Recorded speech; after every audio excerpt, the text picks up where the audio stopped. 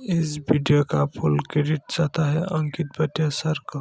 Hello बच्चों, नमस्कार। कैसे हैं आप सब लोग? उम्मीद है शानदार, जिंदाबाद, जबरदस्त होंगे। और आज का ये नोटिफिकेशन देखकर थोड़े से गदगद भी होंगे, थोड़े से परेशान भी हो सकते हैं, क्योंकि जब हमने बहुत ज्यादा वैकेंसीज एक बार सुन ली हो, करीब 37-38 हजार वैकेंसीज, तो हमें 7500 ऐसे लगेगा जैसे ऊँट के मुंह में जीरा। कुल मिलाकर के बच्चों, ऐसा नहीं है कि वो 37 हजार जो पिछली बार आई थी वो एक साथ आ गई थी। पिछली बार वो जब नोटिफिकेशन का टाइम पे वो 20 हजार वैकेंसीज थी, जिसको बढ़ा करके 37-38 हजार वैकेंसीज कर दिया गया था।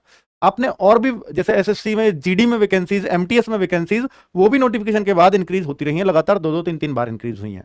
और ये इसलिए हो रही है, ऐसा हर बार नहीं होता था, हर साल नहीं होता था इंक्रीज, ये बार बार इसलिए हो रही है क्योंकि आप लोग भी जानते हैं कि भाई मिशन मोड में भर्तियां चल रही हैं। मिशन मोड है मतलब दिसंबर 2023 से पहले ज्वाइनिंग देना, यही मिशन मोड है जो मोदी जी का 10 लाख वैकेंसीज का वादा था, उसी के थ्रू ये वैकेंसी चल रही हैं। तो जाहिर सी बात है कि ये 7500 वैकेंसीज वो हैं, होती हैं अब तक, जो डिपार्टमेंट अपना एक एस्टीमेट मांगती है एसएससी में। आपको क्योंकि एसएससी में हूं तो इसलिए मुझे पता है कि ये सारी बातें कैसे चलती हैं। तो मतलब एसएससी के डिपार्टमेंट, एसएससी के थ्रू, है ना। तो मैं उसके आधार पे बता रहा हूं, क्योंकि हमारे डिपार्टमेंट से भी वैकेंसीज मांगी जाती हैं एडमिनिस्ट्रेशन से। तो वहां पे एसएससी का लेटर आता है और ये मांगी जाती है कितनी कितनी वैकेंसीज आपकी एस्टिमेटेड है। फिलहाल एस्टिमेटेड बता दीजिए कितने एएसओज की आपको जरूरत है। या ऐसे ही जैसे हमारी मिनिस्ट्री में आया है, ऐसे और बहुत सारी मिनिस्ट्रीज में जाता होगा। तो जो सारी मिनिस्ट्रीज हैं उनको मिलाकर के एक सीएसएस बन जाता है। ऐसे ही सेंट्रल एक्साइज में लेटर जाता है, ऐसे ही इनकम टैक्स में जाता है विभाग में। तो वहां भी ये सब लेटर्स के थ्रू एसएससी कम्युनिकेशन करती है और वो वैकेंसीज की फिगर आती है कि भैया इतनी एस्टिमेटेड वैकेंसीज हैं। लेकिन बाद में जब वो पूरा एग्जैक्ट निकालते हैं तो कई बार कई सारे डिपार्टमेंट जब एसएससी मांग रही है एस्टिमेटेड, तब भी नहीं दे पाते हैं। बहुत रिमाइंडर भेजकर भी तब भी डिपार्टमेंट ने नहीं दी, और बाद में दे दी हमें इतने लोगों की जरूरत है। तो ये वैकेंसीज इस तरह से इंक्रीज हो जाती हैं। कई बार ऐसे डिपार्टमेंट ने अपनी वैकेंसी का आइडिया नहीं दिया जिसमें बहुत ज्यादा वैकेंसीज हो। जैसे मैं कहूं, पिछली बार जो पोस्ट ऑफिस की वैकेंसीज थी, 18-20 हजार वैकेंसीज जो आई, उन्होंने 20 हजार को 38 हजार 37 हजार कर दिया सीजीएल में। पहली बार वो पोस्ट जुड़ी। और इस बार भी मैं गारंटी से कह सकता हूं जो 7500 पोस्ट आई हैं उनमें अभी पोस्ट ऑफिस वाली पोस्ट नहीं जुड़ी है। इन जुड़ करके ये बहुत ज्यादा पोस्ट बन सकती हैं, इसका आइडिया अभी हम लोग नहीं लगा सकते। तो कुल मिलाकर के मैं एसएससी नोटिफिकेशन पे बात कर रहा हूं। जो वैकेंसी जिनको कम लग रही हैं उनके लिए मैंने बातें कही हैं, ठीक है। तो टेक्निकल बातें ही बोली हैं सारी। तो नोटिफिकेशन में बच्चों इतना आप फिक्स कर दिया गया है 3 अप्रैल से, यानी आज से आप फॉर्म फिल कर सकते हो और 4 मई तक ये फॉर्म चलेंगे, करीब 31-32 दिन, ठीक है। एग्जाम आपका 14 जुलाई से फिक्स कर दिया, क्योंकि अभी 3-4 दिन पहले नोटिफिकेशन आया था। तो 14 जुलाई से 27 जुलाई या 28 जुलाई उसमें दे रखा था। तो ऐसे 14-15 दिन एग्जाम चलेगा बच्चों। और अभी जो नोटिफिकेशन में आज जो अभी अभी आया है उसमें बच्चों ये डेट क्लियर कर रखी है, लेकिन जो एग्जाम की डेट है वो जुलाई 2023 दे रखी है। अब जुलाई में डेट नहीं खोली, लेकिन ये 3 दिन का पहले का, यानी 29 तारीख का देखोगे, 29 मार्च का अभी अभी नोटिस आया था एसएससी की साइट पे कि एसएससी सीजीएल टीयर 1 की डेट खोल रखी है जो 14 जुलाई से है। तो इसमें अभी आप कंफर्म हो जाओ कि 14 जुलाई से एग्जाम है। और बाकी बच्चों टीयर 2 का अभी नोटिफाइड लेटर ये अभी पता नहीं है कब होगा, ठीक है। चलिए, वैसे ये 2-2.5 महीने का गैप मिल जाता है। आपको भी पता है कि एसएससी सीजीएल में आरडब्ल्यूए पहली बार कोई पेड बैच लेकर के आ रहा है। पिछली बार भी हमने चयन बैच लेके आए थे, पहली बार उतरे थे 2022 में। चयन बैच लेके आए बच्चों का, बहुतों का चयन होगा जब सीजीएल 2022 का रिजल्ट आएगा, उसके बाद ही आपको पता चलेगा कि आरडब्ल्यूए की क्या वैल्यू है, ठीक है बच्चों। अभी हम पहली बार कोई पेड बैच लेकर के आ रहे हैं, इसकी कॉस्टिंग अभी हमने डिसाइड नहीं की है, पर आरडब्ल्यूए के सारे बैच 1000 से नीचे ही होते हैं बच्चों, ये तो आपको पता ही होगा। और हमारी जो तिकड़ी है, जो हमारे राहुल सर हैं, राहुल तेवतिया सर मैथ्स के एडवांस मैथ्स, दीपक भाटी सर अर्थमेटिक इसमें पढ़ाएंगे, और विपिन भाटी सर इंग्लिश। तो ये तिकड़ी बहुत कमाल की आप लोग जानते हैं, और जीएस में हमें कोई बीट नहीं कर सकता, ये आप लोग इसके गवाह रहेंगे, ठीक है। क्योंकि जीएस की टीम हमारे पास सबसे शानदार है, ये मैं दावा कर सकता हूं, ठीक है। एसएससी के मामले में अगर बात करूं बच्चों, वैकेंसीज की जो 7500 हो रही है वो यहां पर देख सकते हो, और इसमें साफ लिखा है कि देयर आर अप्रॉक्स 7500 वैकेंसीज। तो बच्चों, however firm vacancies will be determined in due course, यानी थोड़ा बाद में ये चीजें अभी निश्चित होंगी कितनी वैकेंसीज है, ये जस्ट एस्टिमेटेड है, अप्रोक्सीमेट है, ठीक है। तो आप इनको ये कह सकते हो कि 7500 से बढ़ने ही बढ़ने वाली है, घटने का सवाल नहीं, क्योंकि 24 में इलेक्शन है, ठीक है। वैसे घट भी सकती है, पर अब नहीं घटेंगी, ये गारंटी है। अगर मैं बात करूं एज लिमिट की, तो इसमें वो सब बच्चे फॉर्म भर सकते हैं जो 1/8/2023 तक इस एज ग्रुप में आ रहे होंगे। 18 से 27, सर ये 18 से 27 किस पोस्ट पे चाहिए, तो जो फर्स्ट पे लिख रही होंगी उनको भी मैं दिखाऊंगा, ये नोटिफिकेशन में लिख रहा है। जो सेकंड पे पोस्ट लिख रही होंगी उनमें 20 से 30 साल की एज चलेगी, और जो थर्ड पे लिख रही होंगी उनमें 18 से 30 साल की एज, और इनमें बहुत बहुत सारी पोस्ट आ रखी होंगी। ठीक है बच्चों, अब जो 18 से 32 साल की एज में वो चौथे नंबर की पोस्ट। अब एक बच्चा मान के चलिए कि वो 25 साल का है, तो वो सब में फुलफिल है उसकी। अब मान लीजिए एक बच्चा है 28 साल का, तो वो इसमें फॉर्म नहीं भर सकता, लेकिन ये जनरल की एज है। ओबीसी है तो 3 साल एक्स्ट्रा, यानी इसमें 30 साल तक का काम करेगा ओबीसी, इसमें 33 तक, इसमें 33 तक, और इसमें 35 तक। एससी है तो 5-5 ऐड कर लीजिए, एससी एसटी है तो ठीक है। और ये दे रखा है कि किस डेट से पहला और किस डेट के बाद का पैदा नहीं होना चाहिए। सबसे अच्छी बात है जो ग्रेजुएशन में है ना बच्चों, इस बार जो ग्रेजुएशन में, तो इसमें दिया है कट ऑफ से पहले उसका रिजल्ट आ गया हो, कट ऑफ से पहले रिजल्ट आ जाना चाहिए। ये फाइनल ईयर वाले के बच्चे, फाइनल ईयर में जो ग्रेजुएशन में है तो कट ऑफ से पहले उनका रिजल्ट होना चाहिए। इस बार ही ऐसा प्रोविजन है, वरना पहले से ही मांग लेते थे। ठीक है, अगर बात करें तो ये बच्चों एज रिलैक्सेशन है जो मैं आपको बता रहा था कि 5 साल का 3 साल का, तो वो इसमें देख सकते हो। बाकी crucial date of the claim of SC ST OBC, जो अब आप कास्ट सर्टिफिकेट बनवाते हैं, पहले तो ध्यान रख लीजिए, इससे बहुत परेशानी होती है बच्चों को बाद में, कि कास्ट सर्टिफिकेट आपको गवर्नमेंट ऑफ इंडिया का होना चाहिए। ये जरूर देख लेना अपने कास्ट सर्टिफिकेट पर। ठीक है बच्चों, वो गवर्नमेंट ऑफ इंडिया का होना चाहिए, और 3/5/2023 जो फॉर्म की लास्ट डेट है, फॉर्म की लास्ट डेट से पहले का बना होना चाहिए। और पहले का कितना भी पुराना चल जाएगा, इसका कहना तो यही है बच्चों। ठीक है, इसके बाद का हम आपका एससी एसटी ओबीसी का सर्टिफिकेट नहीं मानेंगे। अब आपकी क्वालिफिकेशन क्या चाहिए वो दी है। क्वालिफिकेशन इस फॉर्म को भरने के लिए क्या चाहिए भाई, सीजीएल का नाम सबने सुना है, कंबाइंड ग्रेजुएट लेवल। तो जिसकी ग्रेजुएशन है वो इस फॉर्म को फिल कर सकता है। लेकिन कुछ वैकेंसीज इसमें ऐसी हैं, एक तो AAO की और एक JSO की। ये जो वैकेंसीज हैं इसमें स्टैटिक्स से मांगते हैं ग्रेजुएशन, और इस वैकेंसीज में अगर आप डिजायरेबल क्वालिफिकेशन है, वैसे तो ग्रेजुएशन ही है, डिजायरेबल ये है कि थोड़ी प्रेफरेंस मिल जाएगी उनको, जैसे आप चार्टेड अकाउंटेंट हैं, CA वगैरह है, तो इस पोस्ट को भर दीजिए। यही सबसे बड़ी पोस्ट है इसमें, सबसे बड़ी मतलब लेवल 8 की पोस्ट यही है जो गजेटेड है, एकमात्र गजेटेड पोस्ट यही है। बाकी सबसे फेमस पोस्ट जैसे मैंने पहले भी वीडियो बनाया था, लेवल 7 की होती है, जिसमें सारे इंस्पेक्टर ASOs आते हैं। और ये वैकेंसीज जो है AAO की कुछ लोग फिल करते हैं, सैलरी वगैरह सब इसमें ही ज्यादा होती है, और इसकी कट ऑफ भी अलग जाती है सबसे, क्योंकि पेपर भी एक एक्स्ट्रा देना पड़ता है इसके लिए। बाकी ऑल अदर पे फोकस करें, क्योंकि उसकी हो सकती है 200 वैकेंसीज हो 7500 में से, बाकी 7300 ऑल अदर्स के लिए होंगी। तो अगर आप देखेंगे तो यहां पर सिर्फ सिंपल एक ग्रेजुएशन चाहिए आपको, सिर्फ ग्रेजुएशन।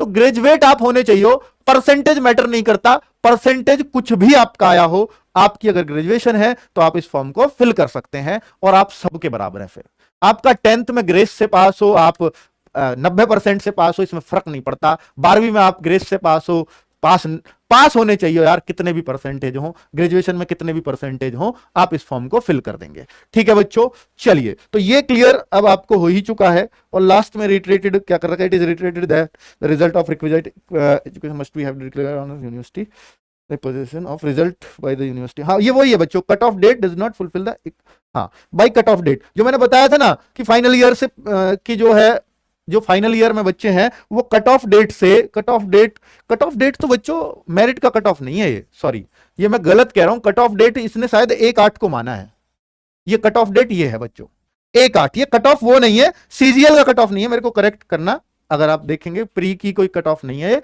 कट ऑफ डेट है ये वाली 1/8/2023 से पहले आपकी ग्रेजुएशन का रिजल्ट आ गया हो, यानी आपका फाइनल ईयर का रिजल्ट आ चुका हो, आपकी मार्कशीट मिली हो ना मिली हो उससे फर्क नहीं पड़ता, आपका रिजल्ट आ गया हो, आपको परसेंटेज पता चल गई हो अपनी। ठीक है, तो आप इस फॉर्म को भर देंगे। चलिए अब करते हैं बच्चों हाउ टू अप्लाई, वो तो आपको पता ही है। इसमें बस एक बात है, फोटो पे ध्यान देना कि फोटो पे जो है भाई आपके दोनों कान दिखने चाहिए, ऐसे फोटो नहीं खिंचवाना, तो इस ऐसे करके तो एक ही कान ये वाला दिखेगा ही नहीं आपको। ठीक है बच्चों, तो सिर्फ एक वाला दिखेगा, तो यानी दोनों कान दिखने का मतलब है आप सीधे रहें। ठीक है, ऐसे आप चश्मा ना लगाएं फोटो खिंचवाते टाइम, ये रूल है, कोई सा भी चश्मा ना लगाए, ये भी ना लगाए वो भी ना लगाए। एक बार को ये चल जाता है स्पेक्स वाला, पर वो तो गॉगल्स तो बिल्कुल नहीं चलता, तो आप इनको तो बिल्कुल ही ना लगाएं, कोई सा भी मत लगाओ तो बेहतर ही रहेगा। ठीक है, बाकी आपका बैकग्राउंड क्या हो फोटो का, लेकिन कलर फोटो हो, उससे कोई फर्क नहीं पड़ता कि कोई से किस बैकग्राउंड में आपने फोटो खिंचवाया है। ठीक है बच्चों, लेकिन क्लियर आ रहा हो, इस बात का ध्यान रखना। बाकी अपने जो साइन है वो आप ऐसे ही मारे, हिंदी में ना करें, साइन इंग्लिश में ही करें, पहला लेटर कैपिटल बना सकते हैं, बाकी स्मॉल ही बनाएं।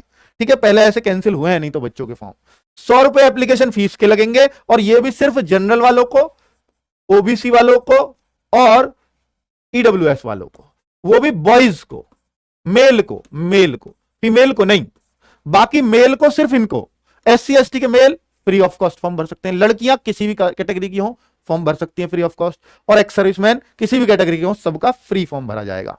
आगे बात कर लेते हैं कि अगर आपके फॉर्म में दिक्कत हो गई है कुछ और आप चाहते हो यार ये गलत भर गया, तो आपको घबराने की जरूरत नहीं है। 7 मई को विंडो खुलेगी करेक्शन की, 8 मई तक, यानी एक दिन के लिए पूरा खोला जाएगा, जिसमें यानी इस दिन भी आप भर सकते हो, इस दिन भी, तो रात के 11 बजे तक, मतलब उसको करेक्ट कर सकते हो। लेकिन अगर एक करेक्शन है तो आप उसको ₹200 लगेंगे आपके, और अगर 2 करेक्शन है, दूसरी बार करेक्शन करते हो तो आपके ₹500 लगेंगे। ठीक है, क्लियर है? 2 बार करेक्शन किया जा सकता है। फिजिकल पोस्ट, अब इसमें क्या सीजीएल में फिजिकल भी होता है? तो वो कुछ ही पोस्ट हैं जिनमें सीजीएल में फिजिकल मांगा जाता है, जिनमें इंस्पेक्टर और सब इंस्पेक्टर लिख रहा है, उन सब पोस्ट में आपको थोड़ा सा फिजिकल क्या है, ये साइकिल वगैरह चलवा करके देखी जाती है। थोड़ा सा इनका मेडिकल बाकियों के मुकाबले थोड़ा सा मुश्किल भी, बाकी थोड़ा सा, बस ज्यादा नहीं, थोड़ा बहुत ही ये अपना भी ट्रीटमेंट देखते हैं, बाकी स्पेक्स तो हर जगह यहां चलता है। अगर बाकी करें बच्चों कि एएसओ वगैरह की जो पोस्ट होती है, या कहीं एलडीसी की, जीएसए की पोस्ट है, एसएससी की पोस्ट है इसमें, तो वो जो है, या ऑडिटर की पोस्ट है, उन सब में कोई मेडिकल की और कोई फिजिकल की आवश्यकता नहीं। मेडिकल मतलब डिस्ट्रिक्ट का सर्टिफिकेट लगता है बस, ठीक है, डिस्ट्रिक्ट हॉस्पिटल का। बाकी बच्चों स्कीम ऑफ एग्जामिनेशन, यानी एग्जाम कैसे होगा वो मैं आपको बता देता हूं कि क्या क्या इसके एग्जाम में होता है और क्या क्या पूछा जाता है, थोड़ा सा ध्यान दीजिएगा। और यहां पर जो है टीयर 1 और टीयर 2 दो ही तरह के एग्जाम हैं जिन पर पूरी तरह से सिलेक्शन आधारित है। देखो बच्चों, जो टीयर 1 होगा, यानी यहां से ध्यान से सुनना बच्चों, जो 1 है, पहला जो एग्जाम है जो 14 जुलाई से होने वाला है, जो 14 जुलाई से आपका एग्जाम है, उसमें क्या होने वाला है, ध्यान से सुनना, कि आपका रीजनिंग आता है 25 क्वेश्चन 50 मार्क्स, जीएस आता है 25 क्वेश्चन 50 मार्क्स, मैथ्स आता है 25 क्वेश्चन 50 मार्क्स, और आपका इंग्लिश आता है 25 क्वेश्चन 50 मार्क्स। यानी पेपर हो गया 200 मार्क्स का, क्वेश्चन हो गए 100 क्वेश्चन। ठीक है, घंटा हो गया 1। और बच्चों कट ऑफ कितनी जाती है? पिछली बार बच्चे पास हुए 3.5 लाख, 3,50,000, तो कट ऑफ जो हाईएस्ट गई वो 114-15 शायद जनरल की थी, तो 114-15 पे गई थी जनरल की। लेकिन इस बार 3.5 लाख तो नहीं होंगे पास, जस्ट हो सकता है इसके आधे हों।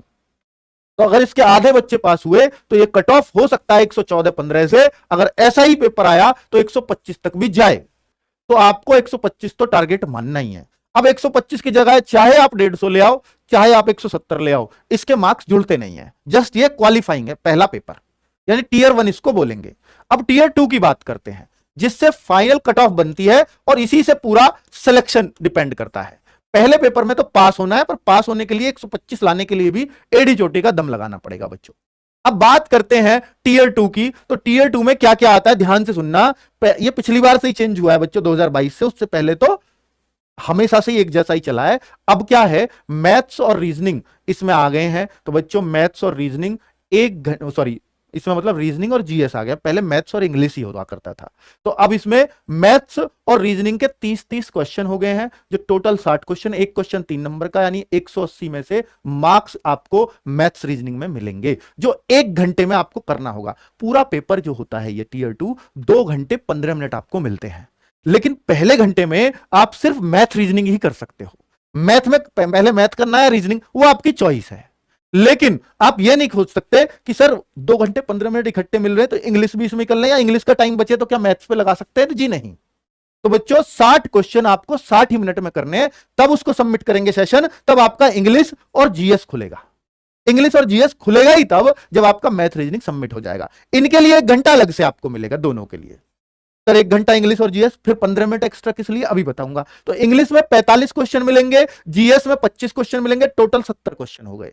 तो एक क्वेश्चन फिर 3 मार्क्स का, 210 क्वेश्चन यहां हो गए, यानी 210 में से आपके इंग्लिश और जीएस के मार्क्स आएंगे, 180 में से आपके मैथ और रीजनिंग के मार्क्स आएंगे, टोटल बन जाता है 390। और जो फाइनल मेरिट बनेगी वो 390 में से बनती है मैथ, रीजनिंग, इंग्लिश और जीएस के नंबर। सर आपने अभी 15 मिनट का तो बताया ही नहीं, ये जो 15 मिनट में होता है बेटा, एक कंप्यूटर का टेस्ट होता है।